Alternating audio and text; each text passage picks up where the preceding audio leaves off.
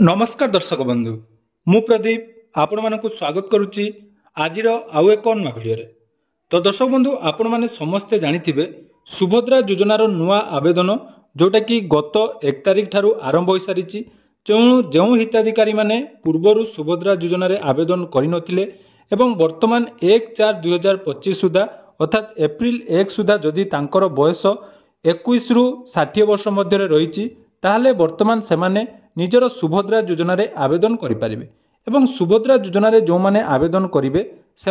आसंता 2026 मसीहा मार्च मास 8 तारिख रे अंतर्जातीय महिला दिवस अवसर में राज्य सरकार तरफ सुभद्रा योजनार टंका मिलिबो। तो पूर्वर जो मैंने सुभद्रा योजन आवेदन करें ऑलरेडी सुभद्रा योजनार 3टी किस्तिर जहाँकि 15,000 टंका मिल सारी एवं सेमानक मध्यरु बहु जन हिताधिकारी रहिचंती जो माने गुटिए किंबा दुईटी किस्तिर टंका पाई सारला परे सेमानकर कोनोसी कारणवशत जहाँकि फॉर्म टी रिजेक्ट हो जाइछि एवं सुभद्रा योजनार द्वितीय किंबा तृतीय किस्तिर टंका पाई नांती। तो जदि आपण मानकर सेही भली प्रॉब्लम रहिछि ताहले आपण माने वर्तमान कोन करिवे एनै बहुत सारा माँ एवं भौणी मानकर कमेंट आसुछि जे वर्तमान आमे सुभद्रा योजनार प्रथम किस्ती बा द्वितीय किस्तिर टंका पाइछु तार परवर्ती किस्ती आमर टंका आसी ना कौन कारण आपण मानकर रिजेक्ट हो जाइए ताहले आमे वर्तमान नुआ आवेदन करूँ कि नहीं। तेणु आसतु आज भिडियो मुझे विषय आपण मानक डिटेल्स अपडेट देवी जो मानकर रिजेक्ट होती से माने कौन कले सुभद्रा योजनार टंका पाइबे ता सहित जदि आपण माने नुआ करी सुभद्रा योजना आवेदन करुँच कौन कारण पर आपण मानकर फॉर्म टी रिजेक्ट हो पारे से विषय डिटेल्स कहीदेवी। तेणु वीडियो को जमार स्किप न करी प्रथम शेष पर्यंत देखंतु एवं चैनल को जदि प्रथम थर विजिट करछंती वीडियो को लाइक करने सहित चैनल को सब्सक्राइब करी पाखरे थिबा बेल आइकन को ऑल रे सेट कर दियंतु। देखंतु सुभद्रा योजनार जो गाइडलाइन रही एथिरे आपण मानकर बहुत सारा नियम रही जे एही नियम अनुसार केवल योग्य हिताधिकारी को सुभद्रा योजन टंका मिलिबो जो थे आपण मानकर रही जे आपण मानकर वार्षिक आय बा परिवार वार्षिक आय 2.5 लाख रु अधिक होई नथिबा दरकार आपण मानकर बयस 21 रु 60 वर्ष होइतिबा दरकार एवं ता सहित आपण माने कौनसी सरकारी सहायता जमीती कि स्कॉलरशिप हो आपण मानकर कौनसी सरकारी सहायता रे मासकु 1500 एवं वार्षिक 18,000 टंकारु अधिक जदि स्कॉलरशिप पाउचंती बा कौनसी सहायता पाउचंती ताहले एठी आपण माने पाई परिबेनी इनकम टैक्स दउतले मध्ये आपण मानकर पाइबेनी एई भली बहुत सारा नियम रहिछि ए विषय रे मध्ये आपण माने जानिथिबे। तेणु जो मैंने प्रथम किस्ती बा प्रथम थर जो मैंने आवेदन करथिले सेमानकर बिना कोनोसी वेरिफिकेशन करी सरकार तरफ जेहेतु सुभद्रा योजना नुआ आरंभ होइतिला तेणु प्रचार प्रसार पई सरकार जहाँकि बिना कोनोसी वेरिफिकेशन आपण मानकर टंका दे देथिले किंतु परवर्ती समय जेतेबेले द्वितीय किस्ती एवं तृतीय किस्तीर टंका आसिला बहु जन हिताधिकारी कौन है ना फॉर्म टी रिजेक्ट कर दिया तार विभिन्न रिजन आपण मानकर पाखापाखि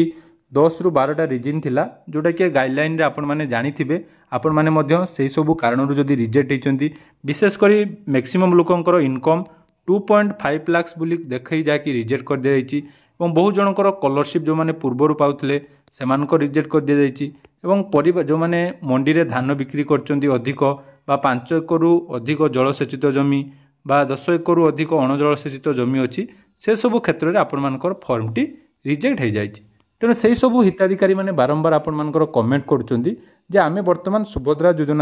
ऑनलाइन आवेदन करिपारिबा कि नहीं। देखंतु एटी क्लियरली मेंशन करा जाइछि जदि आपण माने पूर्वरु सुभद्रा योजन ऑनलाइन आवेदन करिसंती ताहले वर्तमान आपण माने आउथरे आवेदन करिपारिबे नहीं कारण ऑलरेडी आपण मानकर आधार नंबर टी सुभद्रा पोर्टाल रे अछि। तेणु आपण मानकर सेही कारण तो आउ द्वितीय बार आपनकर रजिस्ट्रेशन हेई पारिबो नहीं कौनसी भी स्कीम जेकोसी जगार आपण माने आवेदन करंतु केवल थरे ही आवेदन करेंगे। तेणु आपण मानकर प्रश्न जे आमे केमिति जो रिजेक्ट होइछि ताको केमिति क्लियर करबा ए विषय ऑलरेडी मु आपण मानकु डिटेल्स गाइडलाइन कहिछि जे जो मानकर रिजेक्ट होइछि से माने अभियोग पोर्टाल को जाई ग्रीवेंस दियंतु ग्रीवेंस देला परे कोन हबो ना आपण मानकर जोडा कि गाइडलाइन हिसाब रे मु कहूछि किंतु ग्रीवेंस टी वर्तमान सुधा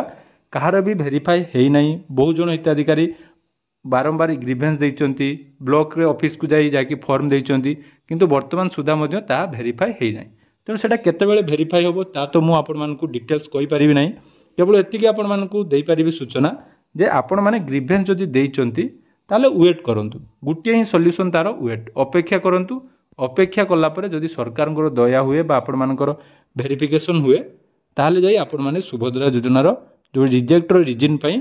आपण माने जदि रिजेक्ट हो जाइछंती ताहले आपण मानकु टंका मिली पारे। जेमिति कि आपण माने जानिथिबे आमर जो अक्टोबर 30 तारिख रे बहुत जन हिताधिकारी जो मानक रिजेक्ट होता से मानकर टंका आसी किंतु कौ आधार रे तांकु वेरिफिकेशन करा जायछि वर्तमान सुधा मध्य सेटा जणा नहीं किंतु बहुत जन हिताधिकारी जहाँकि सुभद्रा योजनार टंका गत 30 तारिख दिन पाइछन्ति। तेणु जो मैंने भावुं जे नुआ आपण मैंने आवेदन करेंगे आपण मैंने जदि भी सीएससी सेंटर जाउछन्ति आवेदन करुछन्ति आपण मानकर ऑलरेडी सेठी शो करदेव जे आपणक नाँ रे ऑलरेडी सुभद्रा योजना अप्लाई होईछि। तेणु आपण मैंने चाहिए मध्य आउ थे डबल रेजिस्ट्रेशन करेंगे नहीं। तेणु आपण मैंने माने अजथारे जाई सीएससी सेंटर रे नुआ आवेदन करने चेष्टा करूँ ना।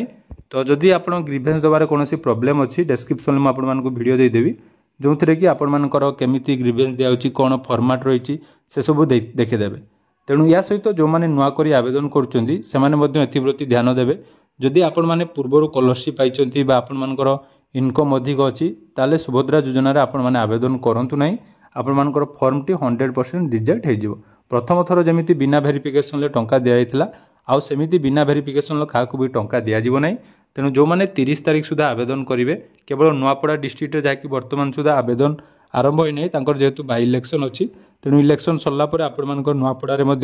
आरंभ हो। तेणु फॉर्म आपण मैंने निकटस्थ सीएससी सेंटर को जाई नियंतु फॉर्म निजे फिलअप करूँ ता सहित आधार कार्ड सहित मोबाइल नंबर लिंक बैंक सहित डीबीटी एक्टिव करवा एवं जो सब इंपोर्टाट गाइडलाइन रही आपंकर आवश्यक डॉक्यूमेंट सब रेडी कलापर जाई सुभद्रा योजनार आवेदन करूँ।